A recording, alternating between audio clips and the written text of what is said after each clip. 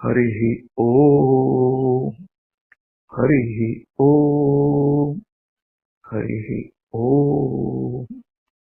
આપણે પૂજ્ય શ્રી મોટાનું જીવન ચરિત્ર ક્રમશઃ શ્રવણ કરી રહ્યા છે અને પહેલાના પ્રવચનમાં આપણે શ્રવણ કર્યું હતું કે તેઓ વારાણસી ગયા હતા અને વારાણસીમાં જતી વખતે એમની માતાને એમણે વચન આપ્યું હતું કે તેમની છેલ્લી ક્ષણે તેઓ અવશ્ય મળવા આવે અથવા જ્યારે પણ ચુનીલાલને યાદ કરે ત્યારે ચુનીલાલે એટલે કે પૂજ્ય શ્રી મોટાએ અવશ્ય માતાને મળવા જવાનું અથવા દર્શન આપવાનું. તેમના અંતઃકરણનું એક ખૂણો જાણે કે એકદમ નિર્જીવ થઈ ગયો હોય એમ તેમણે અનુભવ્યું છે. તે પછી મોજીભાઈની તાર એટલે કે ટેલિગ્રામ પણ આવ્યો અને પાછળથી તેમનો સવિસ્તર પત્ર પણ આવ્યો અને માતાજીની જે છેલ્લા શ્વાસોશ્વાસ ચાલતા હતા ત્યારે તેમણે જે ચુનીલાલને જોયો અને એ મારા ચરણ ઉપર મસ્તક મૂકી રહ્યો છે, મારા શરીર પર હાથ ફેરવી રહ્યો છે એવું માતાજી બોલતા હતા. તે બધું તેમણે પત્રમાં વાંચ્યું છે. તો પૂજ્ય શ્રી મોટાને લાગ્યું કે તેમણે જે પરમેશ્વરને પ્રાર્થના કરી હતી કે તમે મારું રૂપ લઈને માતાજી સામે હાજર થાવ અને આ રીતથી મેં આપેલા વચનની તમે પૂર્તિ કરો, તો પ્રભુએ પણ એમની એ પ્રાર્થના સ્વીકારી અને તેમનું જ બીજું સ્વરૂપ લઈને પરમેશ્વર ત્યાં માતાજી પાસે પહોંચી ગયા છે. તો આ રીતથી તેમણે જે માતાજીને વચન આપેલું એ વચન પૂર્તતા થવાનો આનંદ અને બીજી બાજુએ માતાજીનો જે વિયોગ થયો છે તે દુઃખ, તો આ બંને પ્રકારની મિશ્રિત લાગણી વાળા અશ્રુઓ તેમની આંખોમાંથી વહેવા લાગ્યા છે. તો જે સંત પુરુષો હોય છે અને એમનો માતા પિતા સાથે સંબંધ હોય છે, માતા પિતાની તેઓ સેવા કરતા હોય છે અને જો જીવનમાં એવી કોઈ પરિસ્થિતિ ઊભી થાય તો સંતો પરમેશ્વરને પ્રાર્થના કરે છે અને પરમેશ્વર એમનું સ્વરૂપ લઈને એમણે જે કોઈને વચન આપેલું હોય તો એ વચનની પૂર્તતા પણ કરે છે. આના પછી જે પૂજ્ય શ્રી મોટાના માતાજીનો પુનર્જન્મ થયો તે વિશે આપણે આ પ્રવચનમાં શ્રવણ કરીશું. પૂજ્ય શ્રી મોટાને એક વખત ગુરુ મહારાજે કહ્યું હતું કે કોક જીવને કોઈ સાધુ મહાત્મા વિશે રાગ, મોહ, ભક્તિ, વાત્સલ્ય ભાવ, પ્રેમ હોય તો તેવો જીવાત્મા તે જીવ વિશે તેને અત્યંત પ્રેમ અને આત્મીયતા વાળું ભાવ હોય તો તે જીવને કલ્યાણકારી પુનર્જન્મ તત્કાળ પ્રાપ્ત થાય છે. તો આ વચન પૂજ્ય શ્રી મોટાના ગુરુ મહારાજે તેમને કહ્યું હતું. તો આ વચનને કસોટીના પથ્થર ઉપર કસોટી કરીને જોવું જોઈએ એવું પૂજ્ય શ્રી મોટાને લાગ્યું અને પોતાના જીવનમાં તેનો પ્રત્યક્ષ અનુભવ લેવો એવી ભાવના પૂજ્ય શ્રી મોટાના અંતઃકરણમાં નિર્માણ પામી છે. અને જે કોઈ આવો વિચાર મનમાં આવ્યો તો તરત તેને કૃતિમાં મૂકીને તેનું પરિણામ સ્વીકારવાનો પૂજ્ય શ્રી મોટાનો સ્વભાવ હતો.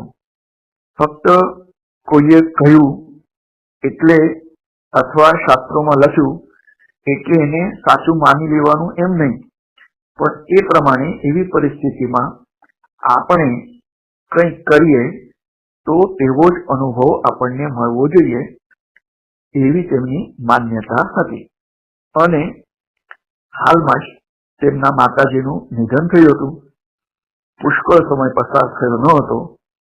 આપણી માતાજીએ ક્યાં જન્મ લીધો હશે, કયા સ્થળે જન્મ લીધો હશે, કયા કુટુંબમાં જન્મ લીધો હશે, એ જાણવાની જિજ્ઞાસા પૂજ્ય શ્રી મોટાના મનમાં થઈ છે. અને એનો જવાબ મેળવવા માટે તેમણે સંયમ નો ઉપયોગ કર્યો છે. સંયમ આ શબ્દનો જે પ્રચલિત અર્થ છે તે સંયમ ન હોય ધ્યાનમાં સંપૂર્ણતઃ એકાકાર થઈને શરીરની જે જાગૃતિ એ સંપૂર્ણપણે લુપ્ત થાય એવો ક્ષણ આવે અને તે ક્ષણે જે સંકલ્પ મન કરે તો તે ચોક્કસ સાકાર થતો હોય છે. આને જ સંયમ એમ કહેવામાં આવ્યું છે. તો આવી ચૈતન્યપૂર્ણ જાગૃતિ રાખવી એ સાધારણ સાધકનું તો બિલકુલ કામ નથી. આ સંયમને સાધીને પૂજ્ય શ્રી મોટા પોતાની આધ્યાત્મિક અવસ્થા હતી તેની પણ કસોટી કરવાના હતા. તો ધ્યાનમાં તેઓ બેઠા અને સમાધિમાં પ્રવેશ કરવાના ક્ષણે જ તેમણે સંકલ્પ ધારણ કર્યો કે મારી માતાનો આત્મા હાલ ક્યાં હશે. તો આ સંકલ્પ તેમણે મનમાં ધારણ કર્યો હતો અને તરત જ તેમને કાશીના રસ્તાઓ, ગલીઓ, ઘરો એ બધું ચલચિત્રપટની પ્રમાણે તેમને દેખાવા લાગ્યું. એટલે કે તેમની માતાએ નો આત્મા અહીંયા વારાણસીમાં જ ક્યાંક છે એમ તેમણે અનુભવ્યું છે. છેવટે તેમની દ્રષ્ટિ એક ગલીમાં એક વિશિષ્ટ ઘર ઉપર સ્થિર થઈ અને તે ઘરમાં જન્મ લેનાર જીવ એટલે જ તેમની માતા છે એ તેઓ સમજી શક્યા. અને એક બાલિકાના રૂપમાં તેમની માતાનો જન્મ થયો છે તેવું સૂચન તેમને ધ્યાનમાં થયું અને અંતઃકરણમાં તેની સ્પષ્ટ જાણકારી તેમને થઈ. તે પછી તેઓ દેહભાન પર આવ્યા છે. તો કોઈ પણ સંકલ્પ કર્યો હોય તો એનો જવાબ આ રીતથી સમાધિમાં મળતો હોય છે. બીજા દિવસે સવારે માતાજીની શોધ માટે તેઓ ઘરની બહાર પડ્યા છે અને કાશીમાં જે અનેક ગલી કૂચીઓ હતી તે બધી તેમણે ખોદી વળી છે અને તેઓ વારાણસીમાં હતા. આથી તેમને માતાજીએ પણ વારાણસીમાં જ જન્મ લીધો હતો. કાશીના રસ્તા પર તેઓ જઈ રહ્યા હતા અને માતાજીના દર્શન કરવાની જે એમની તીવ્ર ઈચ્છા હતી તો એ તીવ્ર ઈચ્છા તેમના પોતા આપી રહી હતી અને ધ્યાનમાં દેખાયેલી જે ગલી હતી તે તેમણે શોધી કાઢી છે અને પછી તે ઘર પણ તેમની નજર સામે આવી ગયું છે. હવે આ ઘર સુધી તો તેઓ આવ્યા, પણ આ ઘરમાં પ્રવેશ કેવી રીતે કરવો, તમે શાના માટે આવ્યા છો એ કેવી રીતે કહેવું, તમારે શું કામ છે એવું જો કોઈ પૂછે તો એને આપણે શું જવાબ આપીશું. એકદમ જીવનમાં આ એક નવલ પ્રસંગ હતો અને તેમાં કેવી રીતે વર્તવું તે વિશે તેઓ પણ મનમાં ચિંતન કરવા લાગ્યા છે. તો આવી કટોકટીની પરિસ્થિતિમાં પ્રાર્થના અને સદગુરુ સ્મરણ જ તેમને માર્ગદર્શન આપશે.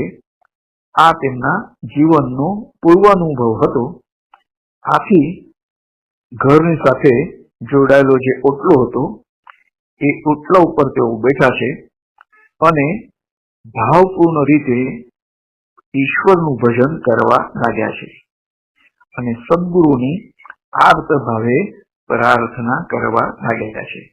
તો ઘરમાંથી એક પ્રૌઢ સ્ત્રી તે ભજન સાંભળ્યા પછી તેનાથી રહેવાયું નહીં અને આટલી આર્તતાથી કોણ આ ભજન ગાય છે તે જોવા માટે એ વૃદ્ધ સ્ત્રી ઘરની બહાર આવી છે અને ઓટલા ઉપર એમણે જોયું તો ઓટલા ઉપર બેસીને ભજન ગાનારા ચુનીલાલને તેમણે જોયા છે.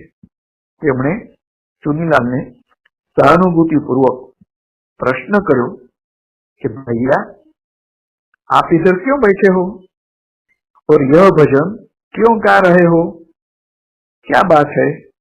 हवे बधी ज बात सीधे सीधे तो कहवाय नहीं, आखी बीजी रीतथी आ स्त्रीने कहेवी जोईए एम तेमणे मनमा नक्की कर्युं अने तेमणे कह्युं कि माई काले रात्रे मने एक स्वप्न आव्युं अने आ घरमां एक बालिकाए जन्म लीधो छे एम मैं जोयुं।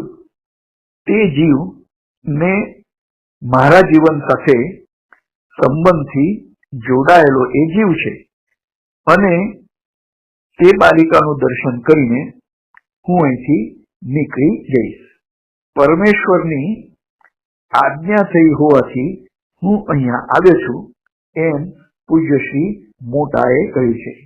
साथे साथ તે ઘરમાં એક સુકોમળ કન્યાનો જન્મ થયો હતો અને તેને લીધે તે પ્રૌઢ સ્ત્રીને આ પૂજ્યશ્રી મોટાના શબ્દો પર एकदम विश्वास बैठो छे। ते प्रौढ़ स्त्री कहवा लगी कि भाई साहब आपकी बात सच है, मैं दिखाती हूँ वो प्यारी गुड़िया, अंदर आइए। अने ये प्रौढ़ स्त्री पूज्य श्री मोटा ने घर में लई गई अने तेमना विषे तेमना मन में आत्मीयतानो भाव पण निर्माण थयो छे। ते स्त्री पूज्य श्री मोटा ने घर में लई गई अने सूतिका गृह मांथी ते बालिका ने बहार लावीने तेमना खोळामां ते कन्या मूकी छे। तो आ कन्या आपणा पूर्वजन्मनी माता छे। आ भावनाथी पूज्य श्री मोटानुं हृदय ए गदगद थयुं छे अने तेना चरणों स्पर्श करीने तेमणे आर्द्र नजरोथी तेनुं रूप तेमना अंतःकरणमां संग्रही राख्युं छे। पछी ते कन्या ते बाईने सोंपी अने तेमनो आभार मानीने तेओ पोताना घेर परत फर्या छे। तो सद्गुरुए तेमणे आपेलुं जे वचन हतुं ते वचन नी पूर्तता पण करी अने सद्गुरुए जे पण तेमणे बोध आप्यो हतो ते बोधनी यथार्थता पण तेमणे आ प्रसंगमां जाणवा मळी छे। तेमनी माताना दर्शन थया अने चरण स्पर्श करीने तेमणे माताना चरण कमळने वंदन करवानुं भाग्य पण प्राप्त थयुं छे। तो आ रीतथी तेओ प्रफुल्ल हृदयथी ए घरमांथी बहार पड्या छे अने तेमनी माता विषे जे तेमणे उत्कट भाव हतो, प्रेम हतो, तो ते भाव पण साचो हतो अने दृढ़ पण हतो अने ए प्रेम अपार्थिव एटले के दैवी अने अशरीरी एवो पण हतो अने ए कसोटीना पत्थर उपर पण ए रीतथी सार्थक थयो छे। तो घणीवार आपणा स्वजनो नुं निधन थाय छे तो तेओ क्यां हशे, क्यां जन्म लेशे एवा अनेक प्रश्नो मनमा घुमराया करता होय छे। યોગદા સત્સંગના પરમહંસ યોગાનંદ તેઓ પણ એક મહાન પૂર્ણ યોગી હતા અને એમણે નાનપણમાં તેમના સમવયસ્ક મિત્રને વચન આપ્યું હતું. તે મિત્રનું આયુષ્ય ટૂંકું હતું.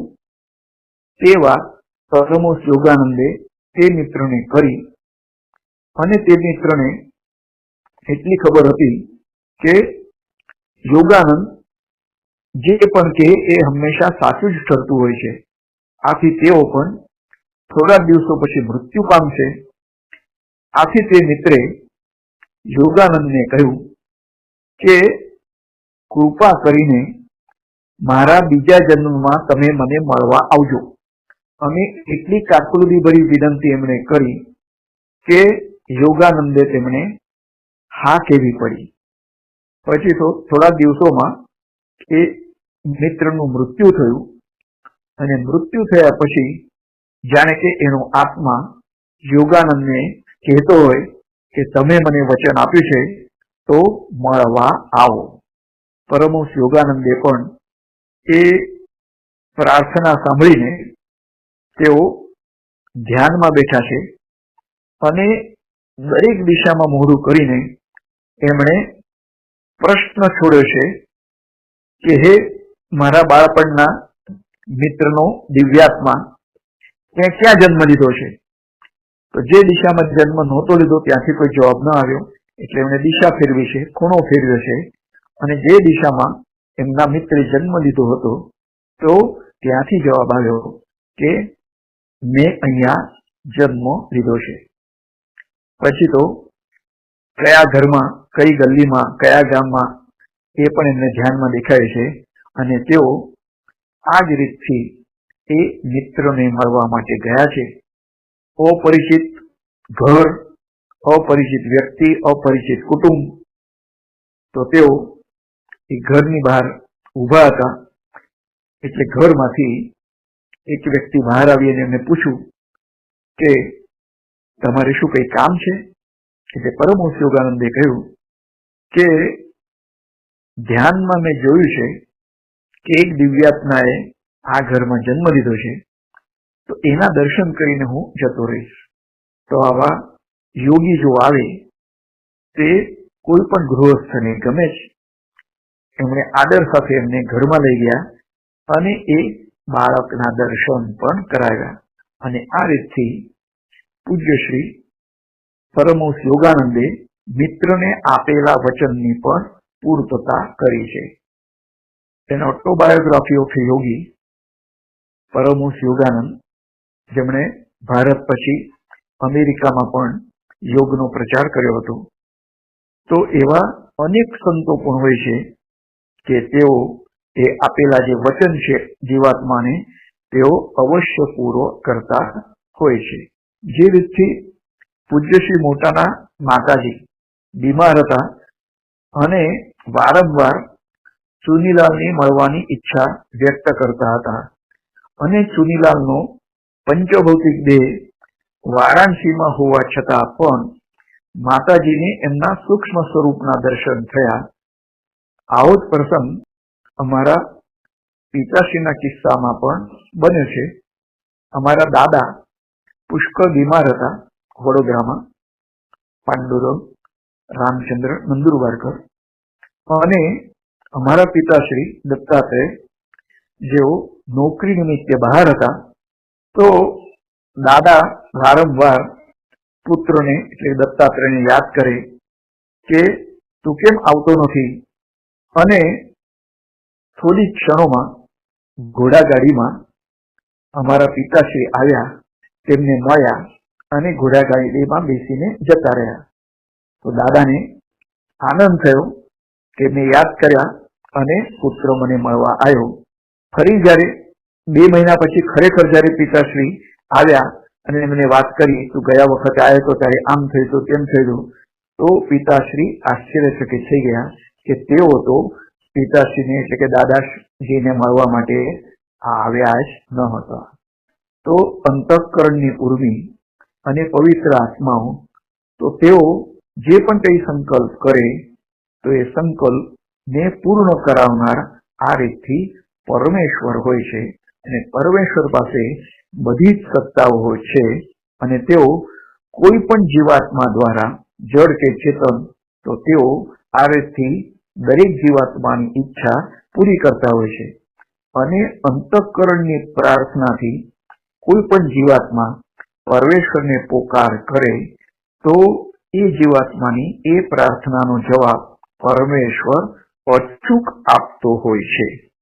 તો આ રીતથી પૂજ્ય શ્રી મોટાના જીવનમાં જે બનેલા અદ્ભુત પ્રસંગો છે એ આપણે શ્રવણ કર્યા અને હજુ બીજા પ્રસંગ છે એ આપણે ક્રમશઃ શ્રવણ કરીશું. અવધૂત ચિંતન શ્રી ગુરુદેવ દત્ત. હરિ ઓમ. હરિ ઓમ. હરિ ઓમ.